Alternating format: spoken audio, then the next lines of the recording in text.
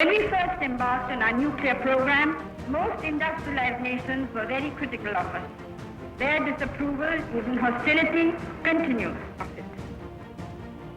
But in order to serve something much bigger, that is for the good and the welfare of the people of India. साल 1974 दिनांक 18 में पूरा देश जब रोज की तरह सुबह सोकर उठा तो किसी को नहीं पता था कि आज के दिन इतिहास बनने वाला है और भारत पूरी दुनिया को अपनी ताकत का लोहा मानने पर मजबूर कर देगा। नमस्कार, मैं गिरिजा वाधवानी और आप देख रहे हैं एनडीटी टाइम। 1974 में आज के दिन यानी 18 मई को हमारा देश परमाणु संपन्न बना। मौका था बुद्ध जयंती का और ऑपरेशन का नाम था स्माइलिंग बुद्धा। इस ऑपरेशन के जरिए भारत पूरी दुनिया को संदेश देना चाहता था कि हमारा यह परमाणु परीक्षण शांतिकारी है।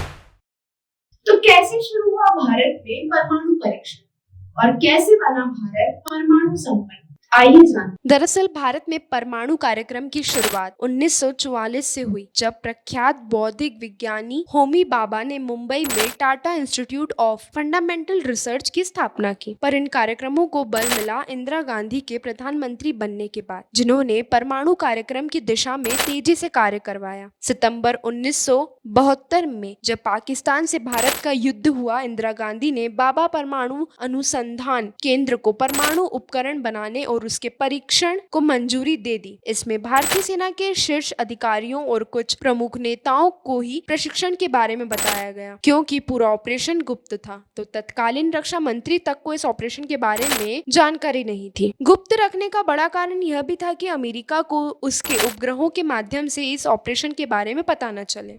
परीक्षण का दिन तय किया गया 18 मई 1974।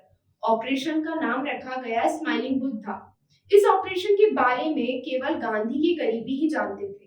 कुछ विशेषज्ञों का दावा है कि तत्कालीन रक्षा मंत्री इस ऑपरेशन के पक्ष में नहीं थे और विदेश मंत्री को भी केवल 48 घंटे पहले सूचित किया गया था। इस ऑपरेशन में कुल 75 वैज्ञानिकों ने काम किया। बार के निदेशक रमना इस परियोजना के प्रमुख थे और पीके अयंगर ने बम का डिजाइन बनाया था। मुख्य धातु कर्मी आर चिदंबरम थे और प्रत्यारोपण प्रणाली NS वेंकटेशन, WD पटवर्धन ने विस्फोट प्रणाली और विस्फोटक सामग्री विकसित की। भारत के परमाणु ऊर्जा आयोग के अध्यक्ष होमी सेठना ने परियोजना की निगरानी की। APJ अब्दुल कलाम, जो बाद में देश के राष्ट्रपति हुए, उन्होंने भी DRDO के प्रतिनिधि के रूप में परीक्षण देखा। डिवाइस का डिजाइन इम्प्लोजन टाइप था। चंडीगढ़ में DRDO की प्रयोगशाला ने इम्प्लोजन सिस्टम को असेंबल किया। पुणे में इसकी एक अन्य प्रयोगशाला ने विस्फोट प्रणाली विकसित की। इसमें 6 किलो प्लूटोनियम का इस्तेमाल किया गया था। न्यूट्रॉन सर्जक उपनाम फ्लावर पोलोनियम बेरिलियम प्रकार का था। राजस्थान के पोखरण में परीक्षण स्थल पर ले जाने से पहले पूरे बम को ट्रॉम्बे में इकट्ठा किया गया था। डिवाइस का वजन 1400 किलोग्राम था और इसका व्यास 1.25 मीटर था। सुबह 8:05 में डिवाइस में विस्फोट किया गया। भारत में जनता ने देश के पहले सफल परमाणु परीक्षण का जश्न मनाया और गांधी की लोकप्रियता बढ़ गई।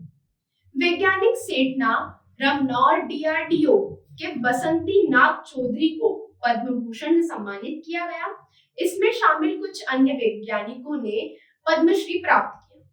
भारत ने अंतर्राष्ट्रीय समुदाय से कहा कि परमाणु परीक्षण बम शांतिपूर्ण था और परमाणु कार्यक्रम के सैन्यकरण की कोई योजना नहीं थी। और इस तरह भारत ने पोखरण में अपना पहला सफल परमाणु परीक्षण किया। परीक्षण से पूरी दुनिया चौंक उठी, क्योंकि सुरक्षा परिषद में बैठी दुनिया की 5 महाशक्तियों से बाहर भारत परमाणु शक्ति बनने वाला पहला देश बन चुका था। भारत के परमाणु परीक्षण की पूरी दुनिया में प्रतिक्रिया हुई। कुछ देशों ने परमाणु होड़ बढ़ाने वाला बताया, जबकि कुछ चुप्पी साध गए। भारत अब गैर आधिकारिक रूप से उस समूह में शामिल हो गया था जहां अब तक सिर्फ 5 देशों का राज था। जाहिर है उन्हें दिक्कत तो होनी ही थी। दुनिया भर में इस पर चर्चा होने लगी। परमाणु परीक्षण की निंदा हुई। परीक्षण से नाराज अमेरिका ने परमाणु सामग्री और ईंधन के साथ कई तरह के और प्रतिबंध लगा दिए थे। इस मुश्किल वक्त में रूस ने भारत का साथ दिया।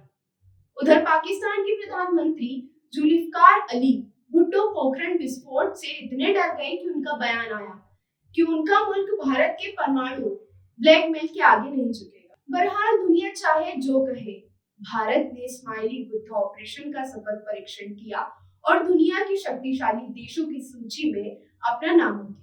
तो आज के लिए बस इतना ही। आगे की खबरों के लिए देखते रहिए हमारे साथ एनटीवी। मेहरबान, कदरदान, साहिबान, ये है IIFL फाइनेंस का गोल्ड लोन मेला मेरी जान। यहाँ जो भी आएगा छप्पड़ फाड़ के ले जाएगा, यही है सीधी बात जनाब। सिर्फ गोल्ड लोन नहीं, एक नई कार या कुछ और भी शानदार ले जाएगा। आ गया है IIFL फाइनेंस गोल्ड लोन मेला, क्योंकि यहाँ सिर्फ गोल्ड लोन नहीं, खुशियाँ बरती है। IIFL फाइनेंस करता है सीधी बात। NTV टाइम, जनता की बात जनता के साथ।